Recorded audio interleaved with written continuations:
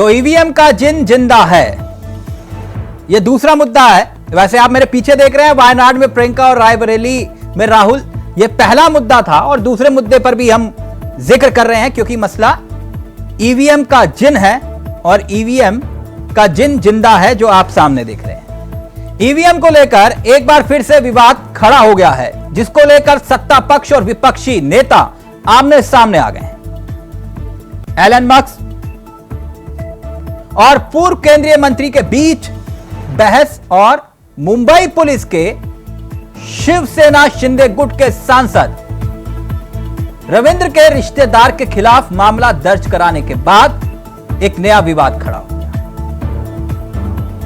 शिवसेना उद्धव गुट 3 आरोप लगा रहा है। आरोप यह कि मतगणना केंद्र पर मोबाइल का अवैध इस्तेमाल हुआ, वीवीपैट का तकनीकी निरीक्षण नहीं हुआ, रिटर्निंग ऑफिसर अनियमितता के आरोप और इन आरोपों के भीतर खड़े हुए सवाल। आज इसी मुद्दे पर, दूसरे मुद्दे पर हम चर्चा करेंगे। कुछ राजनीतिक बयान है, जल्दी से वो देख लेते हैं और फिर रुक करेंगे मेहमानों की तरफ।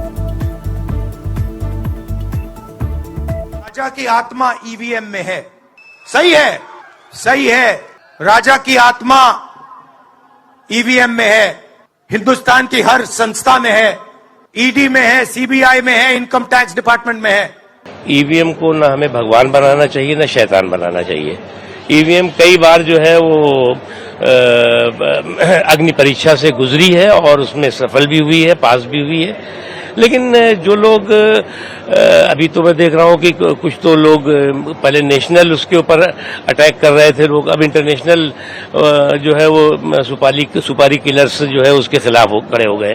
तो इसलिए मुझे लगता है कि हम ये नहीं मानते कि ईवीएम कोई न भगवान है न शैतान है, और वो बहुत बार अग्नि परीक्षा से गुजरी भी है और सफल भी हुई है। राहुल गांधी की जीत जो उन्होंने दर्ज की है वायनाड से और रायबरेली से, तो शक तो उनको भी होता होगा कि वाकई में ब्लैक बॉक्स है, कोई रहस्यमय चीज है उनकी शख्सियत को देखते हुए। लेकिन सच तो ये है कि सब जानते हैं कि ईवीएम के साथ छेड़छाड़ नहीं हो सकती और उसको टैंपर नहीं किया जा सकता, उसको हैक नहीं किया जा सकता। ये स्टैंड अलोन मशीन्स हैं जिसमें एक चिप है, प्रोग्रामेबल चिप है। ये इंटरनेट के जरिए नहीं चलता, तो इसलिए हैकिंग संभव ही नहीं है। ईवीएम को लेकर भारतीय जनता पार्टी जब विपक्ष में थी, उन्होंने बाकायदा किताब लिखी थी जो एल के आडवाणी जी ने इंडोर्स की थी। उसके बाद से बहुत ऐसे चुनावी प्रक्रिया इंट्रोड्यूस हुए हैं जहां पे सवालिया निशान उठते हैं, और बहुत सारे ऐसे एग्जाम्पल सामने आए थे जो सुप्रीम कोर्ट में भी रखे गए थे। इलेक्शन कमीशन का क्या जॉब है? इलेक्शन कमीशन का जॉब है that Caesar's right should be about suspicion. तो अगर किसी एक जन के भी इस देश में, वोटर के देश में मन में संदेह होता है, तो संदेह को दूर करना आपकी जिम्मेदारी बनती है। हमने as a united opposition election commission को पहले भी, चुनाव से पहले भी लिखा था, पर इलेक्शन कमीशन ने ना हमें समय दिया, ना हमारी बात को सुना, और उन्होंने 4 लाइन की शायरी जरूर सुना दी थी। संविधान में जो व्यक्ति स्वातंत्र, हमारा जो अधिकार है, हम अपने वोट से जो सरकार बनाते हैं, जिसको वोट करने जाते हैं उसी को वोट जाता है क्या नहीं, ये लोगों के सामने प्रश्न खड़ा हुआ है। और जब यही व्यक्ति स्वातंत्र के लिए सबसे बड़ा तकलीफदायक हो, तो केंद्र की सरकार क्यों नहीं बैलेट पे चुनाव लेती है? दुनिया के प्रगत देश, अमेरिका हो, जापान हो, उन सब देशों ने बैलेट पर वोटिंग शुरू की है, तो हिंदुस्तान में क्यों नहीं? यही सवाल कांग्रेस का है। ईवीएम के बारे में एक आध ऐसा कमेंट करता है कि जिसमें हम कंफ्यूज हो जाएंगे, ईवीएम के बारे में वहां पे कंफ्यूजन क्रिएट हो जाए तो बहुत बड़ी बात है। तो मुझे लगता है कि वो स्टेटमेंट या वो कमेंट लाइटली नहीं लिया जाएगा। लेकिन ये जो मामला है जो महाराष्ट्र से उठा है, जहां 48 वोट से जो कैंडिडेट हारे हैं, वो ईवीएम से ताल्लुक नहीं रखता, वो जो इलेक्ट्रल बैलेट पेपर के जो इलेक्ट्रॉनिक वोटिंग है उससे ताल्लुक रखता है। ठीक है ना? तो उसका ईवीएम से डायरेक्ट ताल्लुक नहीं है। चट भी मेरी पट भी मेरी नहीं चलने वाली। आप जीते तो ईवीएम हीरो और आप हारे तो ईवीएम जीरो। ये नीति कांग्रेस की जान चुकी है और इसलिए देश की जनता ने तीसरी बार प्रधानमंत्री नरेंद्र मोदी जी की सरकार पूर्ण बहुमत के साथ बनाई। तो 4 मेहमान हमारे साथ कार्यक्रम का हिस्सा बने हुए हैं। सीधा मेहमानों की तरफ रुख कर रहे हैं। मनीष गुप्ता जी, चर्चा की शुरुआत दूसरे हिस्से की आप ही के साथ करना चाहूंगा। ये चुनाव के बाद ईवीएम को लेकर सियासत हो रही है। वैसे तो चुनाव से पहले भी हुआ करती थी, लेकिन इस बार थोड़ा सा ब्रेक लगा था। लेकिन ये सवाल सुलझता क्यों नहीं है ईवीएम वाला? तिलक भाई, मैं यहाँ पर कांग्रेस की तारीफ करना चाहूंगा। दरअसल स्थिति ये है कि कांग्रेस ने बड़ी सावधानी से इस बार ये गेम खेला है कि बूथ कैप्चर जितनी चाहे ईवीएम के सहारे हम जीते हों हारे हों, अगर अब हमने ईवीएम के मैटर को जोरदार तरीके से नहीं उठाया तो लोग कहेंगे कि आप झूठे हो, आप ईवीएम का जीत गए तो मीठा मीठा तो गप गप, कड़वा कड़वा थू थू। इसलिए उन्होंने कहा ईवीएम को उठाओ, और इस बार उन्होंने कहा कि ईवीएम को मुद्दा हम नहीं उठाएंगे, हम विदेश के अरबपति से उठाएंगे, क्योंकि इंडिया अरबपति को तो गाली देते हैं। इंडिया का अरबपति तो इनको दुश्मन नजर आता है, विदेश का अरबपति इनको क्यों दोस्त नजर आता है पता नहीं। मनीष जी, तो ये विदेश से राहुल गांधी का क्या लेना देना? और विदेश से राहुल गांधी को वही लेना देना है जो जॉर्ज सोरोस का इंडिया से लेना देना है। इंटरेस्ट बहुत है, अच्छा, उद्देश्य बहुत है। तो मस्त ने जो है राहुल गांधी के कहने पर ट्वीट किया नहीं, हाँ, उसने क्यों ट्वीट किया ये तो जानना आसान नहीं है, क्योंकि वो एक बड़ा बिजनेसमैन है और उसकी टेस्ला कार को इंडिया में मौका नहीं मिल रहा है। इलेक्शन से ठीक पहले उसने मीटिंग कैंसिल की। वो कार मार्केट में घुसना चाहता था, लेकिन उसे मोदी जी के साथ उतना मौका नहीं मिला। उसने कहा मोदी जी नहीं तो राहुल गांधी सही। ये गुप्ता जी कहां से खबर आई है आपके पास? ये तो खबर है ना, इलेक्शन से पहले उन्होंने मीटिंग कैंसिल की। वो भाई भैया इतने अमीर लोग ये चाहते हैं कि अगर हमारी डील नहीं होगी प्रदीप जी रिएक्ट करना चाहते हैं। राहुल जी, पूजा जी आपके पास आ रहा हूं, बोलिए प्रदीप जी क्या कहना चाह रहे हैं? तो देखिए, सबसे पहली बात ये क्या है कि क्या भारत देश इतना कमजोर है कि हम अपने संप्रभुता पर हमें भरोसा नहीं है। प्रदीप जी फोन आप कान के पास रहेंगे तो ऑडियो अच्छा आएगा। एक सेकंड सर, अंदर आता हूँ मैं दोबारा आ रहा हूं। राहुल जी, हाँ, मेरी आवाज आ रही है अभी? हाँ बिल्कुल प्रदीप जी, आ गई आपकी आवाज, जल्दी से। सबसे पहली बात तो सर ये हमारा देश एक संप्रभु देश है। किसी ऐसे व्यक्ति जो कि दूसरी जगह का है, जिसके वेस्टेड इंटरेस्ट हैं, जो व्यापारी हो सकता है, क्या हमको अपनी ईवीएम पे भरोसा नहीं है क्या? अगर नहीं है तो थोड़ा सा मुझे भी थोड़ी सी जानकारी है। अभी आप जो सारे स्टेटमेंट सुना रहे थे, साजिया जी कह रही थी कि स्टैंड अलोन मशीन है, और उससे भी ज्यादा इंपॉर्टेंट है कि इसकी जो फॉर्मेटिंग है केवल एक बार हो सकती है, दोबारा इस पर कोई प्रोग्राम नहीं चढ़ाया जा सकता। और कई बार 7 राष्ट्रीय पार्टियों और 49 जो राज्य स्तरीय पार्टियां, क्षेत्रीय पार्टियां हैं, उनको चुनाव आयोग ने एक नहीं 2 बार मेरे जानकारी में है कि बुलाया और बोला कि आओ भाई हैक करके दिखा दो, हाँ। तब कोई नहीं गया, केवल अफवाहें फैलानी। और दूसरी बात ये, मनीष भाई की बात को मैं थोड़ा सा बता दूं कि एलन मस्क की परेशानी यह है कि भारत कह रहा है कि भैया आपको अगर कारें बेचनी है तो भारत में आके बनाइए, वो कह रहे नहीं हम चाइना से बना के ले आएंगे, यहाँ बेचेंगे। ये थोड़ी दूसरा एस्पेक्ट है इसके। तो कोई व्यक्ति जब उसकी बातें नहीं स्थापित हो रही हो तो खिसियानी बिल्ली खंबा नोचे। एलन मस्क होगा अमीर, अपने वहां का होगा, अपने घर का, भारत में नहीं है वो यहाँ पे। और अगर उसकी कारों में परेशानी आ रही है सर, ऐसी भी कई बार देखा गया है। मैं जान जी, वो ये कह रहे हैं कि भाई मीठा मीठा गप गप, कड़वा कड़वा थू थू। मनीष जी कह रहे हैं ये कैसे हो सकता है? इसी ईवीएम ने तो आपको जो है 99 तक पहुंचाया ना, और इसी ईवीएम ने राहुल गांधी को 2 जगह से चुनाव जितवाया। जी, मैं ये कह रहा हूँ कि इन्विजिलेशन तो 100% ऑफ टाइम्स होना चाहिए ना। आखिर ईवीएम पे डाउट या चुनाव प्रक्रिया पे डाउट क्यों किया जा रहा है? ये पहले क्यों नहीं होता था? हमको ये समझ में नहीं आ रहा है। नहीं, पहले भी होता था। पहले तो बैलेट पूरा का पूरा मामला जो है एग्जैक्टली कैप्चरिंग हो जाती थी, दोबारा सबने देखी है, राहुल जी नहीं देखी आपने? होता था, मैं देखा हूं, दोबारा बार में चुनाव होता था, इलेक्शन कमीशन अपना काम नहीं थी। सर मनीष भाई 2 मिनट चुप हो जाइए, हम भी बोल रहे हैं, आप बोलिएगा। हम ये कह रहे हैं सर, हम बस 2 बात बोलेंगे कि इलेक्शन कमीशन पूर्व जितने भी चुनाव हुए हर फेज के बाद प्रेस कॉन्फ्रेंस करती थी, सवालों के जवाब देती थी। इस बार 7 चरण का चुनाव हुआ, सबसे लंबा चुनाव, एक भी प्रेस कॉन्फ्रेंस नहीं हुआ। चुनाव खत्म होने के बाद एक प्रेस कॉन्फ्रेंस किया गया। नहीं, विशेष चुनाव आयोग की प्रेस कॉन्फ्रेंस है या ईवीएम है? इसी ईवीएम ने आपको चुनाव जितवाया। देखिए, इसी ईवीएम ने राहुल गांधी को 2 लोकसभा सीटों से चुनाव जितवाया ना। अगर ये सेटिंग कर लेते तो फिर राहुल गांधी कैसे चुनाव जीतते? सेटिंग तो हम कह ही नहीं रहे, हम तो कह रहे हैं कि आखिर ईवीएम के आंकड़ों में हेरफेर कैसे है। ईवीएम खुद अपने आप पे सवाल उठा रहा है, मैं किसी आदमी को नहीं कह रहा हूं, मैं कह रहा हूं जब ईवीएम खुद डेटा में हेरफेर मतलब दिख रहा है कि भाई वोट इतने पड़े हैं, गिनती इतने के हुए हैं, तो डेटा जल्दी से मनीष जी, फिर पूजा जी के पास जा रहा हूं। तो डेटा में मैच हो रहा है। और ईवीएम का ओटीपी आए तो इनके बैंक लॉकर में पैसे रहेंगे या चले जाएंगे? हेलो, इनका गोल्ड निकल तो नहीं जाएगा?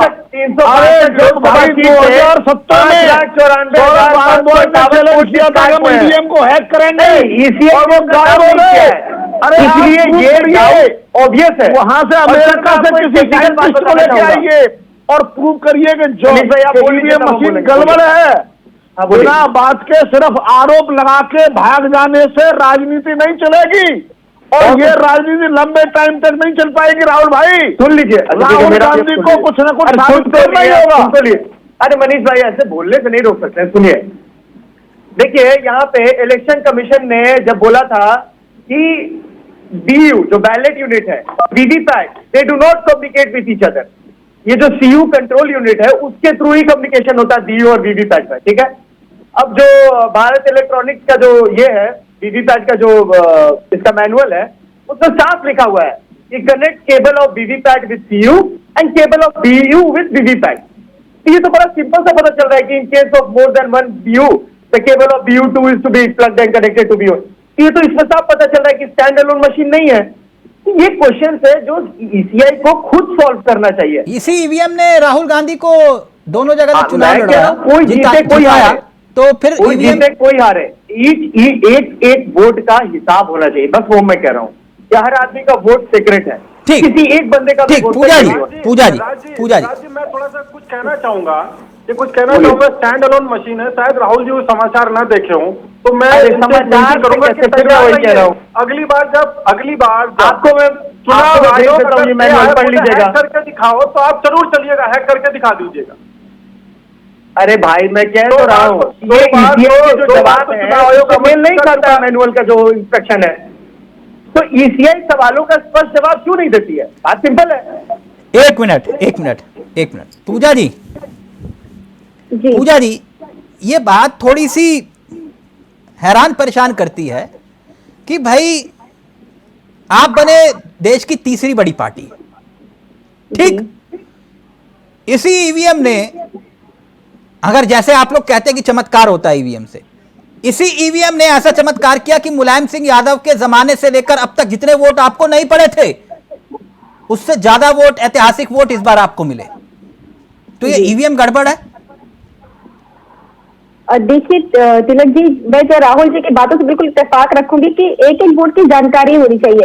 बार बार लेकिन कहा जा रहा है कि ईवीएम पे टेम्परिंग नहीं की जा सकती, पर अगर आप रिसर्च पेपर पढ़ेंगे तो आपको पता चलेगा कि रिसर्च पे मत जाओ, प्रैक्टिकल करके दिखाओ, अगर चुनाव आयोग आपको बताता है कि हैक करके दिखाओ तो है, आपको हैक करके दिखाना चाहिए। टेम्परिंग की बात कर रहे हैं कि टेम्पर प्रूफ नहीं है, आप डिसऑनेस्ट जो है डिस्प्ले लगा सकते हो। अब जिस चीज का प्रूफ नहीं है कैसे आप साबित करोगे? यही ईवीएम जो है आपको चुनाव की हो सकती है, लेकिन टेम्परिंग हो सकती है। अगर इंसान ने बनाया है किसी मशीन को तो उसका यूज मिसयूज दोनों मैडम आप साबित तो करेंगे ना, मैडम आप साबित तो करेंगे ना। बिल्कुल, सवाल उठा रहे हैं तो क्या हम लेके जा रहे हैं? जो हमें डाउट आ रहा है हम सवाल भी नहीं उठाएंगे क्या? ये पॉसिबल है कि अगर देखिए सवाल उठाने से समस्या का समाधान नहीं होगा। एक मिनट मेरी बात सुनिए पूजा जी, राहुल जी, तो समस्या का समाधान के तो कमीशन के पास में जा रहे हैं। सवाल तो आप कब से उठा रहे हैं, कोई समाधान आपके मुताबिक नहीं निकला ना। जैसे आप लोग एक मिनट राहुल जी सुन तो लीजिए, एक मिनट सुन लीजिए, गुजारिश आपसे, आप लोगों के मुताबिक समाधान तो निकला नहीं। जब ईवीएम से आप राज्य में चुनाव जीतते हैं तब कहते हैं कि नहीं देखा, ओके बिल्कुल डन करिए, लॉक करिए, बहुत बढ़िया, और दूसरों को बोलते कह रहे ईवीएम पे अब सवाल मत उठाना, अब अगले सीजन में देखेंगे जब नतीजा आएगा।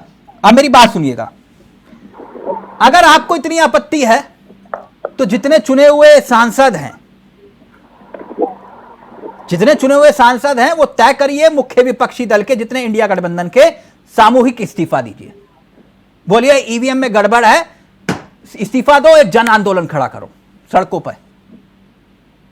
नहीं पूजा जी, डेटा में कुछ गड़बड़ है। टेक्निकल बात करेंगे राहुल जी, एक मिनट रुको ना। पूजा जी, ये कैसा रहेगा कि सारे सामूहिक इस्तीफा दीजिए और जन आंदोलन के तहत आप कहिए कि ये सारे सांसद इस्तीफा दे रहे हैं, नहीं मानते ईवीएम को, कर सकते हो? कर सकते हो तो बताओ। ये देखिए हमारे हाथ की बात है नहीं, ये तो समाजवादी पार्टी की या फिर इंडिया अलायंस की, चाहे गठबंधन की डिसीजन होगा। आप लोग नहीं करोगे, उनका डिसीजन होता है। आप लोग नहीं करोगे, इसी ईवीएम में आपको चुनाव जितवाया, फिर आप ही के मुताबिक नहीं कर पाओगे। तो अगर ईवीएम में प्रॉब्लम है तो उसमें सवाल तो उठाएंगे। नहीं तो सवाल तो वही है ना कि सवाल उठाने से हासिल क्या हुआ? इस देश में कुल मिलाकर अभी तक मैंने देखा कि 148 विधानसभा के चुनाव इसी ईवीएम से हुए और 5 लोकसभा चुनाव हुए। आप बताइए जी, आप बताइए ना। आप लोग तो ईवीएम पर सवाल उठा के चले जाते हो, जो जनता वोट देकर आती है ना उसको आप लोग भ्रमित कर देते हो कि वोट सही जगह गया कि नहीं गया। ये देखिए जो 2019 से पहले नहीं हो रही थी चावला जी, जब से टेम्परिंग की चीजें आ रही है ऐसा लग रहा है कि हाँ ये दिक्कत आ रही है। ये ईवीएम में मैं वही तो कह रहा हूँ, आप जाके हैक तो करके दिखाओ ना ईवीएम। कौन रोक रहा है आपको? काम है सर, ये ईसीआई का काम है कि वो स्पष्ट करे कि डेटा सही सर सुप्रीम कोर्ट ने स्पष्ट किया, सुप्रीम कोर्ट ने ईवीएम को लेकर स्पष्ट किया कि नहीं किया? बिल्कुल हमने किया कि नहीं किया? फिर आप बोले कि सुप्रीम कोर्ट से बढ़कर है। हमें डाउट आ रहा है तो हम सवाल उठाएंगे।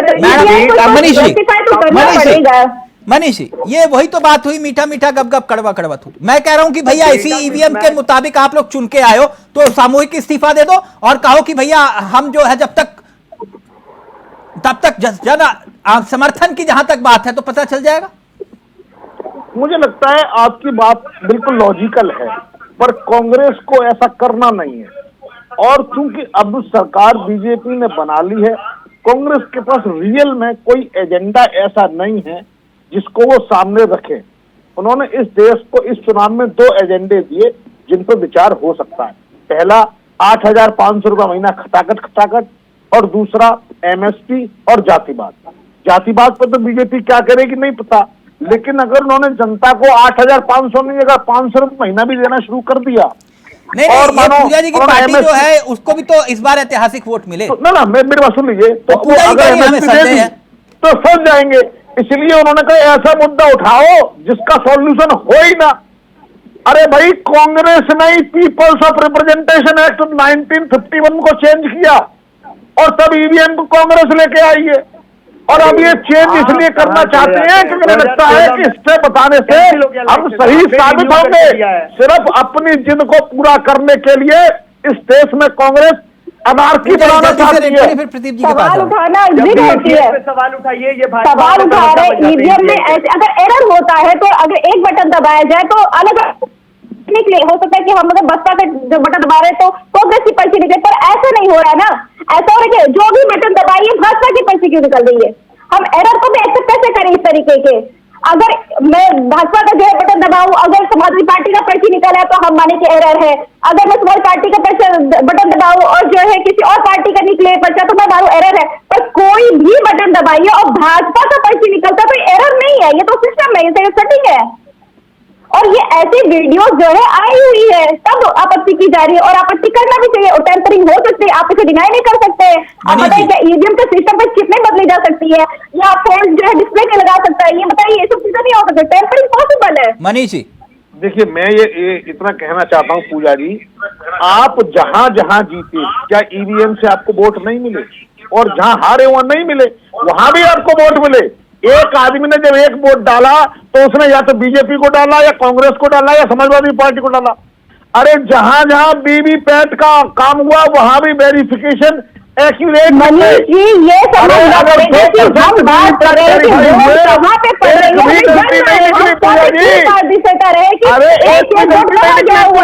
पूरी पारदर्शिता नहीं हो रही है। ये हमें डाउट दे रहा है तो हम अगर इलेक्शन कमीशन से हम टेक्नीशियन नहीं है, हमें डाउट दिख रहा है, हम डाउट उठा रहे हैं, डाउट उठाएंगे। ये लोग ऐसे नहीं होता भाई, ऐसे सोच ऐसे नहीं होता। ये झूठ है, ये अन्यायपूर्ण बात है, ये गलत बात है, ये इलॉजिकल है। 3,200 वोटों से हारी हुई है और हम जा रहे हैं वोट पे। एक मिनट जाओ ना, सुप्रीम कोर्ट ने तो फैसला किया था ना कि वीवीपैट लगाने के बाद फैसला कर दिया था। पूजा जी, आप 37 सीटें फिर कैसे जीत गए? कितना फॉलो किया ये बताइए। आप 37 सीटें फिर कैसे जीत गए? गड़बड़ थी तो कैसे जीत गए? इसका उत्तर भी तो देना होगा ना आपको। जनता ने वोट दिया हमें। अब देखिए, आप कह रहे हो कि वोट सही जगह नहीं जा रहा। जनता वोट डाल के इनके घर जाती थी, वहां पे इनको पर्ची लेके आती थी। मजाक हो रहा है क्या? और कहते कि क्लियर हो जाएगी, टेम्परिंग बिल्कुल नहीं होती है। राहुल जी रहेंगे आप? राहुल जी और प्रदीप जी, फाइनल कमेंट ले रहा हूं। राहुल जी और प्रदीप जी, आप दोनों से फाइनल कमेंट। राहुल जी, पहले आपसे, ये जो 400 पार का नारा दिया था, अब की बार 400 पार 400 पार 400 पार, ये तो फिर अगर मामला सेटिंग का होता तो ये 400 पार तो कर देते आसानी से। और राहुल रायबरेली से चुनाव कैसे जीतते?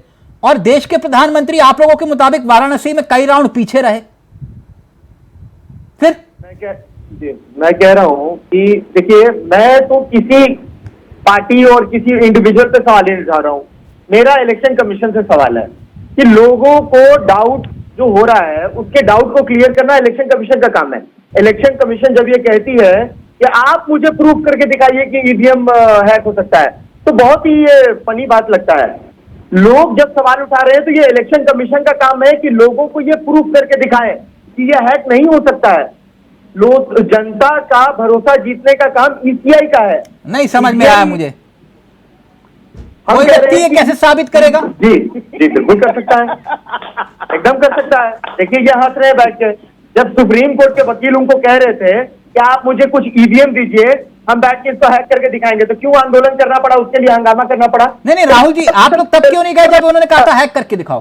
जी बिल्कुल, मैं वही कह रहा हूँ कि इलेक्शन कमीशन को वेलकम करना चाहिए था। यस, वी वांट टू सी। नहीं, ये प्रदीप जी, ये बात बार बार आती है कि जब सवाल इलेक्शन कमीशन पे खड़ा होता है, अगर लाल कृष्ण आडवाणी ये बात कह रहे थे, आपके एक बड़े सांसद ने बकायदा किताब तक लिखी ईवीएम को लेकर, आज वो ये बात कह रहे हैं, आप कह रहे हो कि नहीं सब कुछ ऑल इज वेल है। और जब बात चुनाव आयोग की आती तो आप लोग सामने क्यों आ जाते हो, यानी बीजेपी वाले?